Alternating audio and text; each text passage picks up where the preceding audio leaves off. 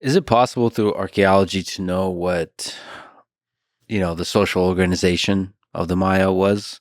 Like what, maybe if there was a hierarchy, maybe what the political structure was, if there was a leader, different roles, priests, or like who had the power, who was powerless, who had certain kinds of roles. Is it possible to know that?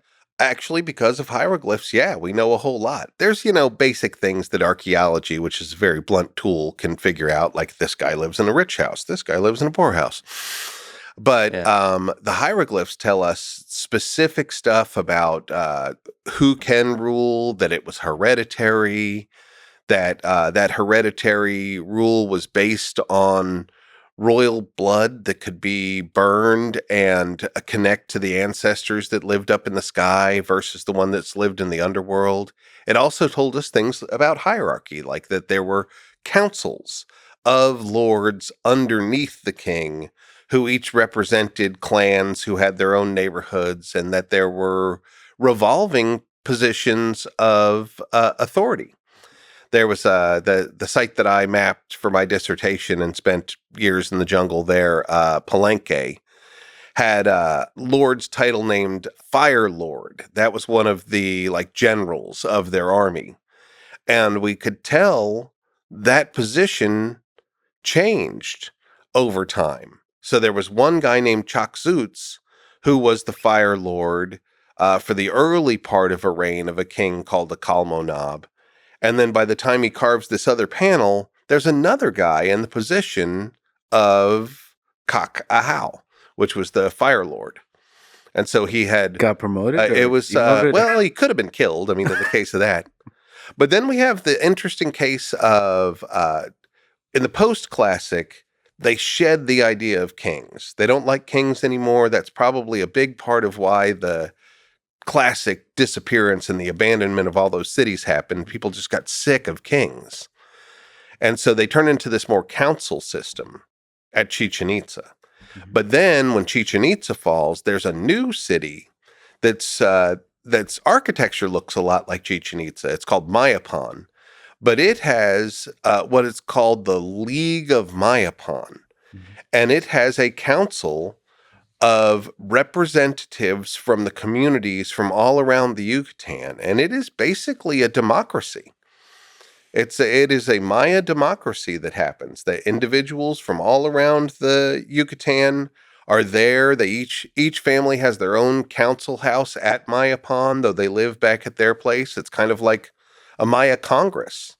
Representative democracy. It really was. I mean, and this happens in I guess 1250 AD, mm-hmm. that this Maya democracy happens. And we know the names of them, we know the families, and of course, they were humans. So eventually, they screwed it all up. One family murdered another family, and the whole city burned. Yeah, and of course, it's probably some fascinating corruption, which is hard to discover through. Part of it was the Aztecs screwing things up. The Aztecs came down with all sorts of, we'll buy everything you're making. And then eventually they were like, could we maybe buy some humans? Yeah. And then one family was like, no. And the other family was like, I don't know. They're making us a lot of money. So then, they murdered each other, and the water supply got polluted, and then the city burned. Seems like slavery, murder, and disease is a large component of the story of humans. You mentioned different periods in the Maya: the classic, the post-classic, the pre-classic, the archaic. Can you just speak to that? So archaic is before there was really a civilization. That was archaic's pretty much when everybody's hunter-gatherers. So the classic period was the golden age, and then the pre-classic is the interesting time that we were talking about, and the post-classic is when the democracy came about. Well, midway through it, yeah. Reverted back to council systems. The Maya loved to be part of councils. So yeah, we have pre-classic is like the origins of civilization. They're starting to build cities. They're starting to create their calendar. They're starting to create these wonderful works of art. And the classic period, if you look at 10 different textbooks for the Maya, you'll get 10 different dates that wiggle around in there. But basically, that's the age of kings to me. That's when these cities decide that they're going to organize themselves around elite royal families that have this magical blood that can contact their ancestors that are directly in contact with the gods. The Maya never contact their gods directly. They contact their ancestors who are up there, who act like liaisons to the gods. And so the Maya Age of Kings has these dynasties sprouting up where these people have, basically snowed the rest of the people, that they've got a special quality of their blood and only their offspring can do the same trick and talk to the gods, where everybody, every Joe Maya can let their blood and burn it and contact their ancestor. But Joe Maya's dad is just a corn farmer who lives down below, and he's got no influence over the gods. But the rulers, their spirits go down briefly, but then they go up into the heavens and reside where the gods are and can act as liaisons. So that's the validation for this kingship that happens for about 400 years. I know we say 250 to 900, which is kind of the encompassing edges of it, but it's interesting that it's actually specifically the ninth Baktun of their history.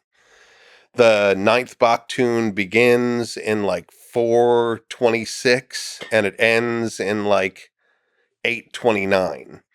So it's a 400-year period of time. And before that, there were no kings. And after that, there really aren't kings. They're heads of councils. So I call it the Age of Kings, where everybody's following the directives of basically a despot. And for a while, that's great. I mean, cities build up, populations happening.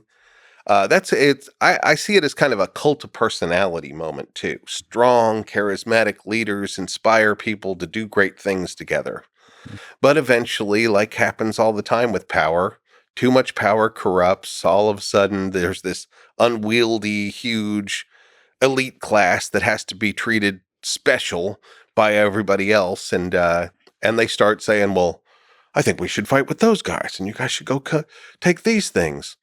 And people eventually get sick of it, and they walk away from these cities, and that's how we get the mysterious Maya collapse, where all these cities are just gone. That's one of the great mysteries of the Maya civilization, is that over a very short period of time, like 100 years, it seems to have declined very rapidly.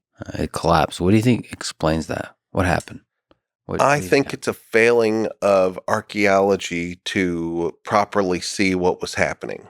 I think that most of those cities' populations moved, no more than 20 to 40 kilometers out and started their own farm, and they lived in perishable houses, and all archaeology's signature sees is that nobody lives in the city center anymore. Mm-hmm. We don't see a bunch of mass bodies. There's no evidence of people getting sick. Mm-hmm. There are certain cities that fought with each other at the end, and we see that signature plain as day. We know when a city was attacked and burned. Mostly that didn't happen. People moved and migrated. And it seems like right there around like between 800 and 900, a lot of the elites that were on top most of it was in the rainforests of northern Guatemala. They move in two directions. Some of them move into the highlands of Guatemala, and some of them move up into the Yucatan. The city of Chichen Itza becomes the next big capital in Yucatan.